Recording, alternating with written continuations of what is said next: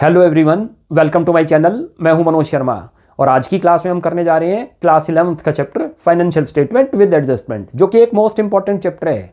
और आज इस वीडियो के अंदर मैं जितनी भी मोस्ट इंपॉर्टेंट एडजस्टमेंट बनती हैं वो ऑलमोस्ट आपको सारी कवर करा दूंगा। पहले हम कॉन्सेप्ट समझते हैं कि एडजस्टमेंट क्या है, जो आपको आउटसाइड द ट्रायल बैलेंस दे रखी है, जिनको एडिशनल इन्फॉर्मेशन बोलते हैं। उनको हमें अभी रिकॉर्ड करना है, तो उनके डबल इफेक्ट करने पड़ते हैं। डबल इफेक्ट का मतलब कम से कम वो दो प्लेस पे जरूर जाएंगी, या तो वो ट्रेडिंग अकाउंट में आएगी या वो जो है P&L अकाउंट में आएगी। यदि ट्रेडिंग में आ रही है तो दूसरा इफेक्ट उसका मे भी बैलेंस शीट पड़ सकता है। यदि उसका रिलेशन P&L अकाउंट से बनता है एडजस्टमेंट का, जैसे आउटस्टैंडिंग सैलरी हो गई, तो दूसरा इफेक्ट उसका बैलेंस शीट में आएगा। तो मत कम से कम जो भी एडजस्टमेंट आएगी उसके डबल इफेक्ट जरूर होंगे। ट्रेडिंग हो सकता है, उसके साथ P&L हो सकता है, या ट्रेडिंग और बैलेंस शीट हो सकती है, या प्रॉफिट एंड लॉस और बैलेंस शीट हो सकती है। अब जैसे जैसे एडजस्टमेंट आएगी तब आपको बड़े आराम से समझ आ जाएगा, आप बहुत ध्यान से देखते जाओ। अच्छा, हम जो ये कर रहे हैं, ये जितनी भी एडजस्टमेंट है आपको आउटसाइड द ट्रायल बैलेंस की बनोगी। देखो, सबसे पहली एडजस्टमेंट क्लोजिंग स्टॉक, जो सभी को पता है मोस्टली, लेकिन उसमें थोड़ा ध्यान आपको क्या रखने वाली चीज है, ये क्लोजिंग स्टॉक है, उसकी वैल्यू बता रखी है, लेकिन कभी उसकी नेट रिलाइजेबल वैल्यू क्वेश्चन में मेंशन कर दे। नेट रिलाइजेबल वैल्यू को ही क्या बोलते हैं, मार्केट प्राइस, यानी कि उसका मार्केट प्राइस भी गिवन हो। तो दोनों में जो लीस्ट प्राइस है आपको वो कंसीडर करना है। अब यहां देखो, दोनों में ये 7000 और ये कितना है 8000। और क्लोजिंग स्टॉक को हम कहां लिखते हैं, याद रखो, सबसे पहले तो यहां ट्रेडिंग अकाउंट में लिखते हैं क्लोजिंग स्टॉक, लिख दो। अमाउंट कितना लिखेंगे वो नोट करो, 7000।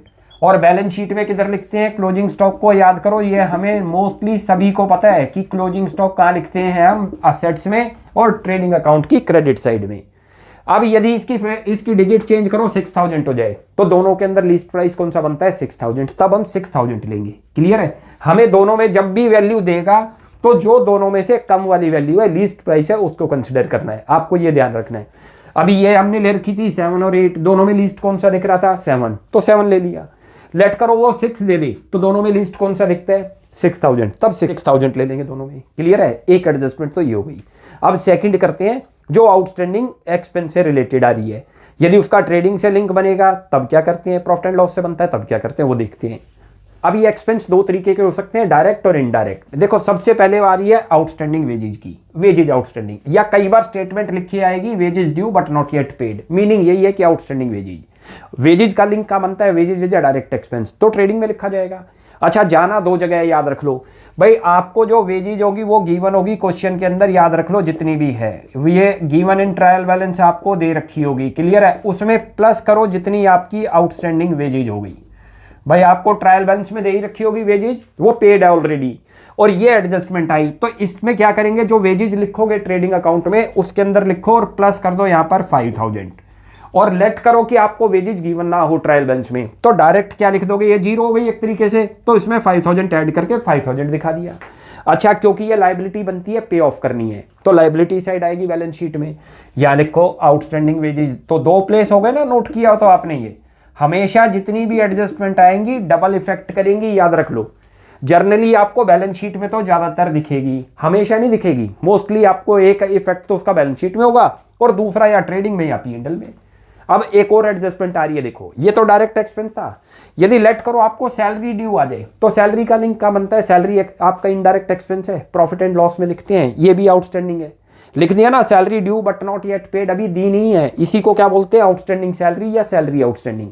यहां आपको जो सैलरी गिवन होगी वो लिखोगे पहले आप, जो ट्रायल बैलेंस में दे रखी होगी, और जो अब आपको एडजस्टमेंट आई उसमें प्लस करो यहाँ पर आउटस्टैंडिंग सैलरी 4000। सेम ट्रीटमेंट जैसे हमने ऊपर वेजेज का करा, ट्रेडिंग में आनी थी वेजेज तो वेजेज में ऐड कर दो, जो ट्रायल बैलेंस में गिवन थी वेजेज आपको।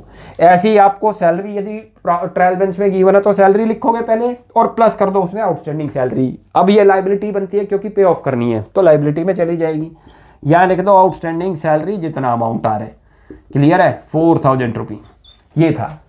अब एक और नई एडजस्टमेंट करते हैं, वो देखते हैं। फ्रंट आ रही है प्रीपेड की, यानी कि रेंट पेड इन एडवांस, जैसे हमने एग्जांपल से लिया, तब आपको और आराम से समझ आएगा। इसी को हम बोलते हैं प्रीपेड रेंट, या इसी को स्टेटमेंट। और का मतलब है आप ये बोल दो या ये बोल दो, मीनिंग एक है। अच्छा, रेंट की नेचर क्या है, इनडायरेक्ट एक्सपेंस है। रेंट कहाँ लिखते हैं, प्रॉफिट एंड लॉस में। लिखो यहाँ आपको पहले रेंट आपको गिवन होगा, याद रख लो, ट्रायल बैलेंस में। पहले तो आपने वो लिखना है जो आपको गिवन है ट्रायल बैलेंस में। मैं यहाँ लिख भी देता हूँ given in trial balance, TB का मतलब ट्रायल बैलेंस। इसमें से माइनस करो जितना आपने प्रीपेड कर दिया। हमने तो एडजस्टमेंट का ट्रीटमेंट सीखना है। 2000 का क्या ट्रीटमेंट होगा, लिखो प्रीपेड रेंट कितना 2000 रुपये, उसके बाद ये माइनस करके वैल्यू यहाँ लिख दोगे। अच्छा, क्योंकि ये हमने एडवांस दे दिया तो बिजनेस के लिए क्या बनती है, असेट्स, तो दूसरा इफेक्ट आएगा बैलेंस शीट में, यहाँ लिख दो प्रीपेड रेंट 2000 रुपी। क्लियर है, ये लिख दो ये 2000 रुपी। अच्छा, इसी को थोड़ा चेंज कर दें, रेंट की जगह लिख दें वेजेज पेड इन एडवांस। तो वेजेज का रिलेशन कहाँ बनता है, ट्रेडिंग अकाउंट से, तो ये प्रॉफिट एंड लॉस में ना आके कहाँ जाएगा, तब ट्रेडिंग अकाउंट में आएगा यदि वेजेज लिखा जाए तो। हमने तो रेंट का एग्जाम्पल लिया था इनडायरेक्ट एक्सपेंस का, तब आप यहाँ वेजेज लिखोगे ट्रेडिंग अकाउंट में, माइनस कर दो प्रीपेड वेजेज। बैलेंस शीट में सेम ट्रीटमेंट असेट साइड में आएगा क्योंकि एडवांस हम दे रहे हैं। क्लियर है, अब एक और नेक्स्ट करते हैं। नेक्स्ट अब आपके सामने आ रही है एक्रूड इनकम की। एक्रूड इनकम का मतलब ऐसी इनकम जो ड्यू तो हो चुकी बट मिली नहीं। जैसे कि हमने रेंट का एग्जांपल लिया, rent due but not yet received, meaning है कि रेंट आपका बंद तो चुका है, ड्यू तो हो चुका बट आपको मिला नहीं है अभी तक। इसी को हम क्या बोलते हैं, एक्रूड इनकम, एक्रूड रेंट, यानी कि यहाँ नेम दे रखा है तो रेंट ले लिया। अच्छा, रेंट कहाँ लिखते हैं, प्रॉफिट एंड लॉस में। कौन सी साइड लिखेंगे, याद लिखो, रेंट आप पहले लिखोगे जितना आपको गिवन होगा ट्रायल बैलेंस में, ध्यान रख लेना। गिवन एंड ट्रायल बैलेंस में लिख भी देता हूं, टीबी का मतलब ट्रायल बैलेंस, याद रख लो, आपको ट्रायल बैलेंस में दे रखा होगा। यहाँ आपको अभी इतना मिला नहीं है, इसमें अब आप प्लस करोगे एक्रूड रेंट, ये याद रहेगा, क्योंकि ये आपका रेंट ये तो मिला जो है वो कम मिला है लेकिन इतना आपको रिसीव्ड नहीं हो पाया, तो टोटल इनकम दिखानी होती है, क्योंकि हम जो बना रहे हैं अकाउंटिंग वो एक्रूअल बेसिस पर बनाते हैं। एक्रूअल का मतलब उस फाइनेंशियल ईयर में जितनी भी इनकम आपकी ड्यू हो चुकी या रिसीव्ड हो चुकी दोनों दिखानी है। ऐसे ही जितने भी एक्सपेंसेस आपके पे हो चुके या वो आउटस्टैंडिंग है वो दिखाने हैं, लेकिन उसी ईयर से बिलोंग करने चाहिए। या प्लस करो एक्रूड रेंट, अब कितना अमाउंट था आपका 3000 रुपी, प्लस कर देना इसमें। अच्छा, क्योंकि ये मेरी इनकम बनती है और मेरे को लेनी है, लायबिलिटी वो चीज़ है जो हमें पे करनी है, तो असेट साइड में दिखा देंगे, यहाँ लिख दो एक्रूड रेंट जो भी है। भाई ये आपकी इनकम किसी भी लिंक से हो सकती है, एक्रूड कमीशन हो सकता है, एक्रूड इंटरेस्ट हो सकता है, एक्रूड रेंट हो सकता है, कुछ भी आपको जो देगा आएगा असेट साइड ही, याद रख लो इधर, क्योंकि आपने लेना है। और इन P&L अकाउंट में कितना आ जाएगा, क्रेडिट साइड। क्लियर हो गया। अब नेक्स्ट करते हैं। नेक्स्ट आपके पास आ गई एक और अच्छी, कमीशन रिसीव्ड इन एडवांस, यानी कि इसको बोलते हैं अनअर्न्ड इनकम। ऐसी इनकम जो अभी की नहीं है, आपको एडवांस में मिल गई, तो P&L अकाउंट के अंदर बनता है कमीशन का लिंक, रिसीव्ड है तो क्रेडिट साइड लिखते हैं। यहां पर आपको कमीशन दे रखा होगा, याद रख लो कौन सा कमीशन दे रखा होगा, ये आपको गिवन होगा ट्रायल बैलेंस के अंदर, उसमें से माइनस करो, क्योंकि हम एक्रूअल बेसिस पर बना रहे हैं और ये इनकम कब के लिए आई है, फ्यूचर के लिए आई है, अभी की नहीं है, तो यहां से माइनस हो जाएगी। यहां माइनस करो एडवांस, जितनी आपके पास एडवांस आ गई, रिसीव्ड इन एडवांस। क्लियर है, कितना अमाउंट दे रखा है 1000 रुपी, ये 1000 रुपी माइनस हो जाएंगे जितनी कमीशन आपको आई होगी, क्योंकि वो इस बार की इनकम नहीं थी हमारी, और ये बनती है क्योंकि हमें किसी ने एडवांस दे दिया, तो ये बनती है हमारे लिए लायबिलिटी, तो इसको लिखते हैं लायबिलिटी साइड। लिखो कमीशन रिसीव्ड इन एडवांस, कितना अमाउंट आ जाएगा 1000 रुपी। क्लियर हो गया, दो जगह प्लेसमेंट हो गया, एक यहाँ पर हो गया और एक यहाँ पर हो गया। अब नेक्स्ट करते हैं एक और, इंटरेस्ट ऑन कैपिटल। आपको एडजस्टमेंट में लिखा होगा प्रोवाइड इंटरेस्ट ऑन कैपिटल, उसका रेट दे रखा होगा जो रेट दे रखा है, साथ में कैपिटल आपको ट्रायल बैलेंस में गिवन होगी, कितनी दे रखी है 2 लाख रुपी, इसके ऊपर इंटरेस्ट कैलकुलेट होगा। अच्छा, क्योंकि बिजनेस के लिए एक्सपेंस बनता है तो प्रॉफिट एंड लॉस की डेबिट साइड आएगा, यहाँ लिखो इंटरेस्ट ऑन कैपिटल, ये इंटरेस्ट ऑन कैपिटल। क्लियर है, कैसे कैलकुलेट होगा वो भी आपको अभी बता देता हूँ। ये रहा 2 लाख रुपी लिखा आपने यहाँ, और इंटू करो 9/100 जो रेट था, तो 18,000 एक तो आ गए प्रॉफिट एंड लॉस की debit side because it is expense, और दूसरे आएंगे बैलेंस शीट के अंदर उसकी कैपिटल में इंक्रीज करेंगे ओनर की, क्योंकि ओनर की कैपिटल पर हमने देना था। तो ये आप जब कैपिटल लिखोगे इसके अंदर प्लस करोगे इंटरेस्ट ऑन कैपिटल, अलाउड करा, कितना था 18,000। ये क्लियर हो गई। अब एक और नेक्स्ट एडजस्टमेंट देखते हैं, इंटरेस्ट ऑन ड्रॉइंग्स। बहुत अच्छा पॉइंट है ये भी, ज्यादातर इसके अंदर भी हम मिस्टेक करते हैं। देखो पहले ये समझते हैं ये इनकम बनती है बिजनेस के पॉइंट ऑफ व्यू से या एक्सपेंस बनता है। जब भी ओनर हमारा प्रोपराइटर जो है, चाहे वो गुड्स को यूज करता है पर्सनल यूज के लिए या असेट्स को करता है या कैश को करता है, उसके ऊपर यदि प्रोविजन है तो फर्म उसके ऊपर चार्ज करती है इंटरेस्ट, और जब फर्म को मिलता है ओनर से तो क्या बनती है इनकम, तो क्रेडिट साइड आएगी, याद रख लो।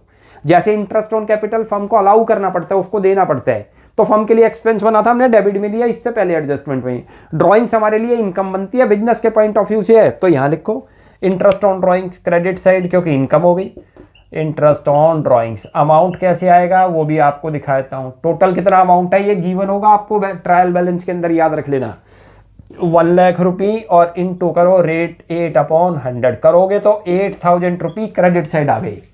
बैलेंस शीट में क्या ट्रीटमेंट है, जब हम कैपिटल लिखते हैं तो कैपिटल में से क्या चीज माइनस करते हैं, याद करो, ड्राइंग्स करते हैं या नहीं, वहीं पर हम माइनस कर देंगे इंटरेस्ट ऑन ड्राइंग्स, माइनस करोगे इंटरेस्ट ऑन ड्राइंग्स जो आपको जो आपने कैलकुलेट कर ली 8,000 रुपी अभी अभी जो आई। क्लियर हो गया, ये ट्रीटमेंट था। ध्यान से देखना इस एडजस्टमेंट को, आपको ट्रायल बैलेंस में लोन मेंशन है और उसके आगे ऐसे रेट लिखा होगा 12%, एडजस्टमेंट में लिखा होगा interest on loan has not been paid, अभी तक आपने इंटरेस्ट ऑन लोन पेड नहीं करा तो पूरा आउटस्टैंडिंग है।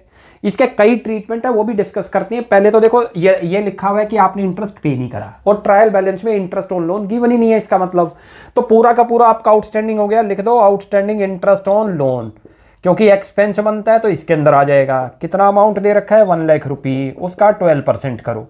अभी इसके और डिस्कस करते हैं। तो टोटल कितना इंटरेस्ट आएगा आउटस्टैंडिंग 12,000। बैलेंस शीट में क्या ट्रीटमेंट है, लाइबिलिटी बनती है, लोन तो लाइबिलिटी है और उसके ऊपर आपने इंटरेस्ट पे नहीं करा तो लाइबिलिटी इंक्रीज होगी। तो आप लोन लिखोगे यहाँ पर जितना आपको दे रखा है 12%, 1 लाख रुपये दे रखा है, इसी में प्लस करके दिखा दो आउटस्टैंडिंग इंटरेस्ट कितना बना था 12,000, तो बैलेंस शीट में 1,12,000 दिखाओगे लाइबिलिटी साइड। क्लियर हुआ। अब लेट करो कि इस लोन की डेट दे दे कि जो लोन टेकन था वो मिड आपने 1 अक्टूबर को लिया था और 31 मार्च तक कितने मंथ बनते हैं 6 मंथ, तो 6 मंथ का आ जाएगा। और कई बार क्या हो सकता है कि आपको इंटरेस्ट ऑन लोन जो है ट्रायल बैलेंस में कुछ अमाउंट दे रखा है, लेट करो 10,000, लेकिन बनता पूरे साल का कितना है आपका 12,000, तो 2,000 आउटस्टैंडिंग है। तब यहाँ पर 10,000 + 2 कर दो और जो 2,000 आउटस्टैंडिंग है दिखा दो, होल ईयर का हो जाए तो दोनों तरफ आ गया। देखो जितना आउटस्टैंडिंग है वो इधर आएगा और यहाँ पर टोटल इंटरेस्ट आएगा, चाहे वो आपने पेड कर रखा है चाहे आउटस्टैंडिंग, दोनों मिलाकर आपके 12 बनेंगे पूरे साल का एरिया। तो हाफ ईयर का है तो इसको कन्वर्ट कर देंगे। तो ये थी। अब एक और नेक्स्ट एडजस्टमेंट करते हैं। चलो भाई नेक्स्ट एडजस्टमेंट आ रही है, देखो बेड डेट की, जिसमें ज्यादातर प्रॉब्लम है, ध्यान रख लेना। आपको बेड डेट दे रखा है, इसको बोलते हैं फर्दर बेड डेट जो एडजस्टमेंट में गिवन है, इन्हीं को न्यू बेड डेट बोलते हैं, इन्हीं को एडिशनल बेड डेट बोलते हैं। और इसी के साथ लिखा है कि आपने प्रोविजन भी क्रिएट करना है, provision for doubtful debt on debtors, कितना दे रखा है 5%। कैसे कैलकुलेट होगा बहुत ध्यान से देखना इस एडजस्टमेंट को। डेटर आपको गिवन है ट्रायल बैलेंस में 86,000, हम एज्यूम करके चलते हैं ये। तो देखो बेड डेट आपके कहां लिखते हैं प्रॉफिट एंड लॉस में, वो बेड डेट आपको दिखेंगे, एक दिखेगा ट्रायल बैलेंस में, उनको बोलते हैं ओल्ड बेड डेट, और एक दिखेंगे एडजस्टमेंट में, इनको बोलते हैं new bad date, further bed date, additional bed date. भाई आप P&L अकाउंट के अंदर पहले तो बेड डेट लिखोगे जो आपको ओल्ड दे ही रखे हैं, वो लिख दो जो आपको दे रखे होंगे क्वेश्चन के अंदर, क्लियर है, ट्रायल बेलेंस में दे रखे होंगे, प्लस करो उसके अंदर जो ये आपके फर्दर बेड डेट हो गए, कितने हो गए नोट करो अच्छी तरह से, फर्दर बेड डेट भाई ये आपको दे रखे हैं फर्दर बेड डेट 6,000 रुपी, ये प्लस करने हैं, ध्यान से देख लेना। और इसी का हाथ क्या, तो बैलेंस शीट में क्या ट्रीटमेंट है, डेटर लिखो पहले आप, डेटर कितने दे रखे हैं आपको 86,000, उसमें से माइनस करा करो फर्दर बेड डेट जो हुए, जो एडिशनल दे रखे हैं, याद रख लेना, जो ट्रायल बैलेंस के बेड डेट है वो नहीं लेने यहाँ पर, उसका तो सिंगल इफेक्ट होना है, P&L में आ गए वो, यहाँ से माइनस करो फर्दर बेड डेट जो आपके हुए अभी अभी, कितने हुए थे 6,000 रुपी। बहुत ध्यान से देखते चलना, जो अब आपके पास 80,000 बनता है, याद रख लो, ये तो बेड डेट हो ही गए 6,000, प्रोविजन जो बनेगा डायरेक्ट डेटर के ऊपर नहीं बनता, पहले फर्दर बेड डेट माइनस होंगे उसके ऊपर प्रोविजन बनता है। कितना बनाना है आपने प्रोविजन, ये रहा प्रोविजन फॉर डाउटफुल डेट, मैं यहाँ लिख रहा हूँ प्रोविजन फॉर डाउटफुल डेट, क्या रेट दे रखा है 5%, वो आप इस फिगर पर चार्ज करोगे जो कि 4,000 आएगा, ध्यान से समझ लो। 80,000 का 5% करोगे तो कितना हो जाएगा, आपने 86 का नहीं लेना, 5/100 करोगे तो कितना आएगा 4,000, याद रख लो जो आपने यहाँ लेना है, यहाँ से माइनस करने हैं ये भी। अब आपको बैलेंस शीट में क्या दिखाने हैं 76,000, अच्छी तरह से नोट कर लो। और ये जो फर्द आपका प्रोविजन बना था यहाँ लिखो न्यू प्रोविजन, भाई 2 प्रोविजन देख सकते हैं प्रोविजन फॉर डाउटफुल डेट, ऐसे ही आपको 2 बेड डेट देख सकते हैं। जो बेड डेट ट्रायल बैलेंस में उनको ओल्ड बोलते हैं, जो आपको provision for doubtful debt trial balance में उसको ओल्ड प्रोविजन बोलते हैं, और जो एडजस्टमेंट में आया इन दोनों को ही न्यू बोलते हैं। यहाँ लिखो न्यू प्रोविजन जितना आपको दे रखा है, क्लियर है, कितना कैलकुलेट हुआ 4,000 अभी अभी हमने कैलकुलेट करा। दोबारा समझ लो, बेड डेट जो दे रखी है एक बार यहाँ गए, डेटर में से माइनस करो 80,000 बच गया। भाई अब आपका जो प्रोविजन बनता है, हम मिस्टेक क्या करते हैं 86 पे चार्ज करते हैं, 86 पे नहीं, किस पे चार्ज होगा, जो फर्दर बेड डेट माइनस होने के बाद 80,000 पर जो 4,000 बना 5% से, 5% दे रखा था, ये ले लिया 5। अब आपको जो ओल्ड प्रोविजन दे रखा है वो माइनस होगा, याद रख लो, मैं यहाँ लिख देता हूँ वैसे आपके लिए। ओल्ड प्रोविजन का आपने क्या करना है, माइनस कर देना है। उसका भी सिंगल इफेक्ट है, बैलेंस शीट में तो होना ही नहीं। बैलेंस शीट में तो क्या था, जो बेड डेट है इसके दो ट्रीटमेंट है, एक ये हो गया और एक ये हो गया, डबल इफेक्ट होने थे। लेकिन जो बेड डेट ट्रायल बैलेंस में गिवन है वो तो सिंगल इफेक्ट था, वो आ गया। ऐसी ये प्रोविजन था, इसके डबल इफेक्ट होने थे, एक ये ले लिया 4000, एक यहाँ से माइनस कर दिया। लेकिन जो आपको ट्रायल बैलेंस में प्रोविजन दे रखा होगा उसको क्या करते हैं, माइनस करते हैं। क्लियर है। अच्छा, इसी के अंदर थोड़ा और इंक्रीज कर दें, यदि provision for discount on debtor भी आ जाए कभी क्वेश्चन में, तो वो आप इस फिगर पर चार्ज करोगे। आप ऑर्डर याद रख लो, पहले बेड डेट माइनस होगा, फर्दर जो आएगा उस पर न्यू प्रोविजन कैलकुलेट होगा। जो माइनस होने के बाद 76,000 आया, इसके ऊपर जो है डिस्काउंट यदि दे रखा हो, provision for discount on debtor, तो इसमें से माइनस करेंगे, इस पर कैलकुलेट करेंगे, यहां से माइनस करेंगे और यहां इसमें प्लस कर देंगे। क्लियर है। अब नेक्स्ट करते हैं एक और एडजस्टमेंट। नेक्स्ट एडजस्टमेंट आ रही है गुड्स से रिलेटेड, जिसमें हमारी गुड्स जो है डिस्ट्रॉय हो गई बाय फायर। कैसे ट्रीटमेंट करते हैं देखो, इसमें 3 केसेज आपको दिखेंगे। हमारी गुड्स जो है अनइंश्योर्ड है तो इंश्योरेंस कंपनी से कुछ भी रिकवर नहीं हुआ होगा, या हमारी गुड्स जो है इंश्योर्ड थी तो इंश्योरेंस कंपनी से 2 केसेज बनते हैं, या तो फुल अमाउंट रिकवर हुआ होगा और या जो है पार्शियल अमाउंट हुआ होगा। तो क्वेश्चन को देखो कैसे है, लिखा हुआ है goods destroy by fire, cost value ₹10, sales value दे रखी है। जब भी आपको डिस्ट्रॉय होगी हमेशा कॉस्ट वैल्यू याद रखना, सेल्स वैल्यू इग्नोर होगी। लेकिन क्वेश्चन में कहीं नहीं लिखा हुआ कि आपको जो है ये इंश्योर्ड थी या नहीं। दूसरे केस में क्या है, यहां क्लियर मेंशन है कि इतने की आपकी डिस्ट्रॉय हुई है और इंश्योरेंस कंपनी से आपको फुल क्लेम आ गया। तीसरा केस क्या बन सकता है कि आपकी गुड्स डिस्ट्रॉय हो गई है बट इंश्योरेंस कंपनी से आपको कितना क्लेम आया है, ओनली 7000, गुड्स तो 9000 की डिस्ट्रॉय हुई थी। तो 3 केसेज दिखते हैं इसके। देखो, जब भी गुड्स डिस्ट्रॉय होगी हमेशा परचेजेज में से माइनस करना, तीनों केसेज में। बहुत ध्यान से देखते चलो, ट्रेडिंग अकाउंट बनाओ, परचेजेज में से माइनस करो, क्योंकि गुड्स आपकी कम हो गई जो परचेज करी थी, माइनस करो, कितने की हुई है, 6000 रुपये, ध्यान रखना ये। अच्छा, क्योंकि पूरा का पूरा लॉस हो गया हमें, तो यहां लिखो loss by fire, loss by fire P&L account के अंदर याद रख लो। बैलेंस शीट में तो कुछ आना ही नहीं है, 6000 रुपये। पहला तो ट्रीटमेंट ये हो गया।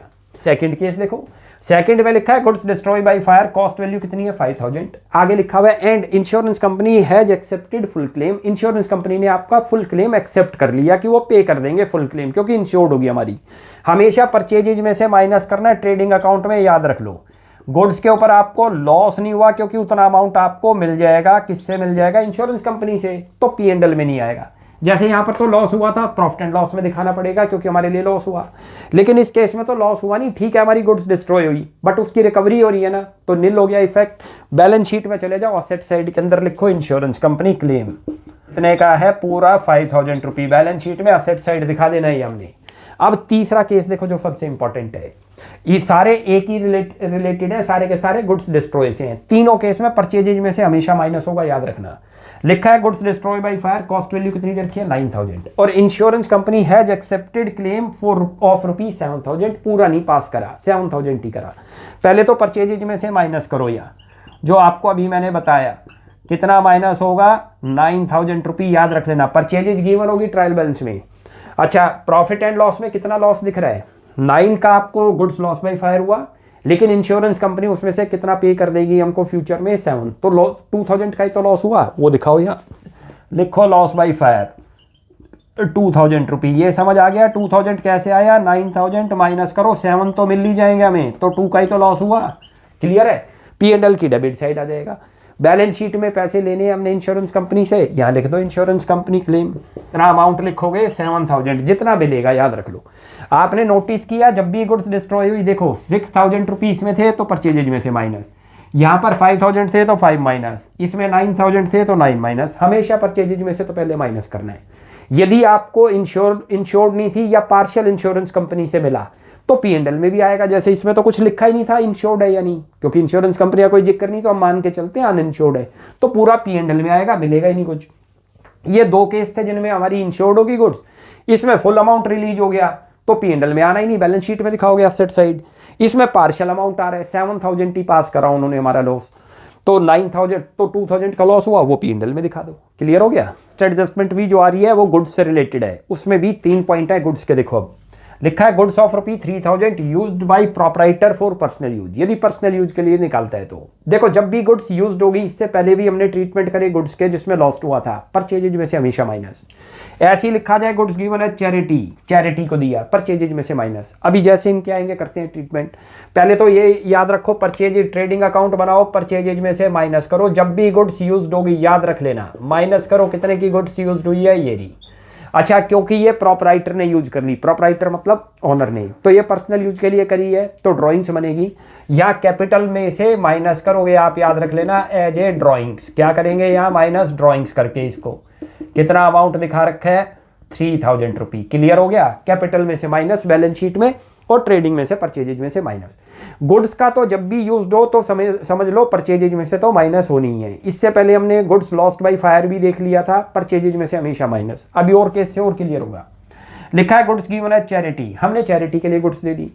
कॉस्ट वैल्यू भी दे रखी और सेल्स वैल्यू याद रख लो, चाहे वो यूज करे, यहाँ पर भी सेल्स वैल्यू होगी, इग्नोर हो जाएगी, इसमें भी सेल्स वैल्यू इग्नोर होगी, चैरिटी को दे रहे हो आप तो कॉस्ट वैल्यू कंसिडर होगी सभी केसेज के अंदर, याद रख लो। यहाँ ट्रेडिंग अकाउंट बनाओ, परचेजेज में से पहले माइनस करो, क्योंकि गुड्स आपने चैरिटी को दी, माइनस करा आपने चैरिटी, कितना कर रखा है लिख लो यहाँ ₹9000। क्लियर है। और प्रॉफिट एंड लॉस में क्योंकि एक्सपेंस बन गया हमारे लिए, तो यहाँ लिखो चैरिटी। क्लियर है, कितना आ गया आपका, यानी कि आपने डोनेट कर रखी है गुड्स, तो एज ए एक्सपेंस बनेगा, तो P&L अकाउंट में आ जाएगा। तीसरा देखो, अगला आ रहा है goods distributed as free sample. हमने फ्री सैंपल के लिए गुड्स को यूज कर लिया, तो परचेजेज में से माइनस, क्योंकि गुड्स कम हुई है तो परचेजेज में से तो माइनस करो। खाता यहाँ लिखो, परचेजेज में से माइनस करो, कितना दे रखा है आपको लिख दो, माइनस करो यहाँ कितना अमाउंट दे रखा है 6500, ये ला 65। उसके बाद प्रॉफिट एंड लॉस में, क्योंकि इसको बोलते हैं फ्री सैंपल को एडवर्टीजमेंट, तो एडवर्टीजमेंट हो गई, यहाँ लिख दो फ्री सैंपल या एडवर्टीजमेंट, दोनों में से कोई भी वर्ड लिख सकते हो, लिख दो फ्री सैंपल। ये रहा, कितना दे रखा है 6500, या इसको एडवर्टीजमेंट कर सकते हैं, दोनों लिख देंगे, मैं आपको बता रहा हूँ एडवर्टीजमेंट, दोनों में से जो आपको लगे वो आप लिख सकते हो गया। ये थे ये गुड्स के। चलो भाई, नेक्स्ट एडजस्टमेंट है, बहुत इंपॉर्टेंट एडजस्टमेंट है ये वाली, मैनेजर कमीशन की।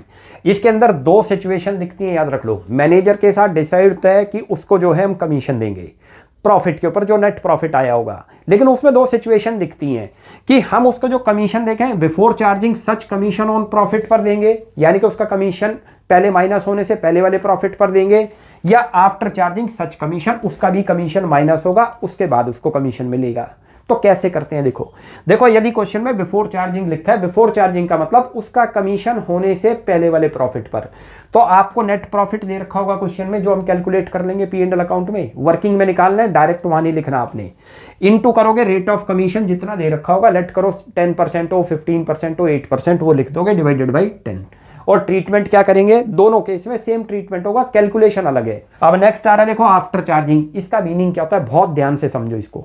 यानी कि हमारे पास जो प्रॉफिट आया होगा वो बिफोर चार्जिंग आया होगा, उसमें कमीशन तो माइनस नहीं हुआ, लेकिन क्वेश्चन में लिखा होगा कि उसका कमीशन उसको देने के बाद जो आएगा अमाउंट उस पर देना है, तो या तो हम उसको एक्स मानते हैं जो देने के बाद का प्रॉफिट है, हमारे पास तो बिफोर चार्जिंग कमीशन है, तो जो उसको कमीशन मिला होगा एक्स लेगा, तो एक्स के ऊपर आप कैलकुलेट कर लोगे, या तो इक्वेशन बना के, वरना सीधा इसका एक फॉर्मूला होता है, नेट प्रॉफिट लिखो, इनटू करो रेट ऑफ कमीशन जितना दे रखा है, लेट करो 10% दे रखा है, डिवाइड करोगे 100 और जितना रेट दे रखा है वो नीचे ऐड कर दो, अपने आप आ जाएगा, या एक्स की फॉर्म में आप कर लोगे। पहले लिखोगे नेट प्रॉफिट, माइनस करोगे उसमें से क्या है कमीशन, और इक्वल टू आ जाएगा एक्स। एक्स को क्या मान लोगे, प्रॉफिट आफ्टर कमीशन, तो जो कमीशन मिला होगा उसे प्रॉफिट आफ्टर कमीशन पर मिला है, क्योंकि लिखा ही तो आफ्टर था, लेकिन वो इक्वेशन की फॉर्म होगी मैथमेटिकल। अकाउंटिंग फॉर्म में ऐसे कर सकते हो, सीधा नेट प्रॉफिट लिखो, जितना कमीशन देना है वो ऊपर भी लिखना है और नीचे 100 में ऐड करना है। 5% कमीशन देना है तो 5%, और नीचे क्या कर दोगे 100 में ऐड करो 5, तो 105। क्लियर है, ट्रीटमेंट दोनों में सेम होगा, क्योंकि बिजनेस के लिए तो एक्सपेंस है, P&L अकाउंट में ले लो। मैनेजर कमीशन, प्रॉफिट बाद में लिखना है, याद रख लेना, पहले नहीं लिखना, प्रॉफिट पहले कैलकुलेट कर लो रफ में, उसमें से जितना कमीशन इनको जाएगा वो, उसके बाद नेट प्रॉफिट माइनस करके लिखते हैं, वो यहाँ लिखा, और यहाँ लिख लो मैनेजर कमीशन पेबल।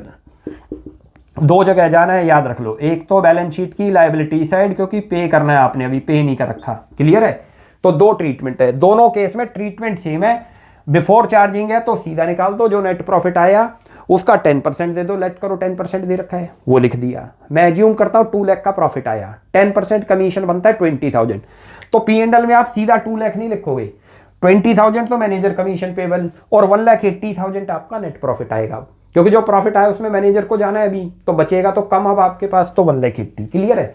यहाँ पर भी ऐसी सेम ट्रीटमेंट और लाइबिलिटी में दिखा दोगे। इसमें आफ्टर चार्जिंग आ जाए तो नीचे भी ऐड कर देंगे। अब एक और एडजस्टमेंट हमारी बच गई डेप्रीशिएशन की, और एक बचती है उसके बाद good Saint on approval basis. वो दोनों ही अच्छी हैं, वो देखते हैं। डेप्रीशिएशन की लिखा है depreciation charge on fix asset. जो भी एसेट्स आपको दे रखी हो, जैसे हमने मान लिया मशीन के ऊपर डेप्रीशिएशन है, फर्नीचर पर भी हो सकता है, बिल्डिंग पर भी हो सकता है, जिसके ऊपर भी डेप्रीशिएशन है, ट्रीटमेंट सबका सेम होगा। क्या रेट दे रखा है? 8% पर एनम, और उसकी वैल्यू आपको ट्रायल बैलेंस में गिवन होगी, जैसे हमने ले ली। Cost value of machine given in trial balance कितनी दे रखी है? 2 लाख। तो डेप्रीशिएशन फर्म के लिए एक्सपेंस बनता है, यहां पर लिख लेंगे डेबिट साइड में। लिखो डेप्रीशिएशन कितना आएगा, ये रहा भाई। अमाउंट कितना आ जाएगा नोट करो, 2 लाख रुपए की है तो 2 लाख करो और इंटू 8% कर दो, 16,000 रुपये आप यहां दिखाओगे प्रॉफिट एंड लॉस की डेबिट साइड, ध्यान रख लो। अच्छा, जब बैलेंस शीट है तो मशीन की वैल्यू कम हो गई, मशीन में से डेप्रीशिएशन माइनस कर दो। भाई मशीन आपकी कितने की दे रखी है? 2 लाख रुपये, दिखाओ इनर कॉलम में, माइनस करो उसमें से जो डेप्रीशिएशन आपने चार्ज करा 16,000, 1,84,000 बैलेंस शीट में आप आउटर कॉलम में शो कर दोगे। प्लेन है भाई। पहले P&L अकाउंट की डेबिट साइड लेना है और असेट्स में से माइनस करो जिस पर भी डेप्रीशिएशन लगाओ। जैसे इसमें हमने मशीन ले ली थी तो मशीन में माइनस। अब एक लास्ट एडजस्टमेंट बचती है और बहुत इंपॉर्टेंट एडजस्टमेंट है, क्योंकि उसके 4 इफेक्ट पड़ेंगे। उस एडजस्टमेंट को करते हैं। अच्छी एडजस्टमेंट आ रही है जो लास्ट वाली एडजस्टमेंट है। मैं एडजस्टमेंट को रीड करता हूं, उसके बाद इसका ट्रीटमेंट डिस्कस करते हैं। देखो लिखा हुआ है goods costing ₹5,000 were send to a customer. हमने एक कस्टमर को गुड्स को सेंड किया। आगे अच्छी तरह पढ़ो, on sale on approval basis, या तो सेल पर और अप्रूवल बेसिस पर। मतलब हम अपनी गुड्स को किसी के काउंटर पर रखवा सकते हैं कि आपकी ये गुड्स यदि सेल हो जाए तो हमें जो है क्या कर देना, मनी दे देना। सेल ना हो तो रिटर्न दे देना, हमें हमारी गुड्स को वापसी कर देना। For ₹7,000 but has been recorded as actual sale. लेकिन हमने उसको क्या कर लिया, एक्चुअल सेल ट्रीट कर लिया। और आगे क्लियर मेंशन है, no consent is received from customer. Customer से कोई अभी इंफॉर्मेशन नहीं है कि वो गुड्स सेल आउट हुई या नहीं। वो वापसी भी आ सकती है, लेकिन हमने उस गुड्स को क्या ट्रीट कर रखा है, एक्चुअल सेल ट्रीट कर लिया। तो क्या करते हैं, देखो इसके 4 ट्रीटमेंट होंगे, बहुत ध्यान से देखो। सबसे पहले तो एक्चुअल सेल तो ये थी नहीं अभी, क्योंकि अप्रूवल बेसिस क्लियर लिखा था। तो सेल्स में से माइनस करो कितने की जो थी, जो इतने की गुड्स आपने उसको भेजी 7,000, याद रख लो। क्लियर है। ये आज भी हमारा स्टॉक है, लेकिन शॉप में नहीं है, कस्टमर के काउंटर पर रखा हुआ है, तो स्टॉक में ऐड करेंगे। और स्टॉक में हमेशा कॉस्ट वैल्यू ऐड करेंगे। तो जब आप क्लोजिंग स्टॉक लिखोगे, ध्यान से देखते जाओ, क्लोजिंग स्टॉक में आप क्या करोगे, प्लस करोगे 5,000 रुपये। एक तो ये ट्रीटमेंट हुए। अच्छा, क्योंकि हमने उसको एक्चुअल सेल ट्रीट कर लिया तो हमारे डेटर इंक्रीज होंगे। डेटर में से माइनस करो बैलेंस शीट में, यहां लिखो आप डेटर्स। बहुत अच्छी एडजस्टमेंट है, इसमें से माइनस करो सेल्स वैल्यू, याद रख लेना 7,000। क्लोजिंग स्टॉक में कॉस्ट वैल्यू, सेल्स में से और डेटर में से हमेशा सेल्स वैल्यू माइनस होगी, क्योंकि हमने उसको 7,000 से रिकॉर्ड करा होगा। थी तो वो 5 की, तो स्टॉक में तो हमेशा कौन सी वैल्यू आएगी, कॉस्ट वैल्यू, वो लिखोगे। और यहां पर क्या बताया, क्लोजिंग स्टॉक लिखो। क्लोजिंग स्टॉक के अंदर ऐड कर दो जितने की गुड्स आपने उसको भेज रखी है 5,000 की। तो ये 4 ट्रीटमेंट थे, इसके याद रख लो।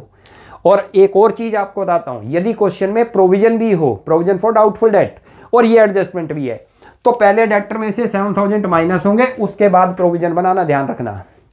कहीं आप गलती करो डायरेक्ट डेटर वाली फिगर पर ले लो। तो आज हमारी इस वीडियो के अंदर सारी की सारी जो मोस्ट इंपॉर्टेंट एडजस्टमेंट है सारी कवर हो गई। आप इनको बहुत अच्छी तरह से वॉच कीजिए। कोई भी डाउट लगता है you will ask in comment section. तो नेक्स्ट क्लास में जल्दी ही मिलते हैं, तब तक के लिए बाय बाय।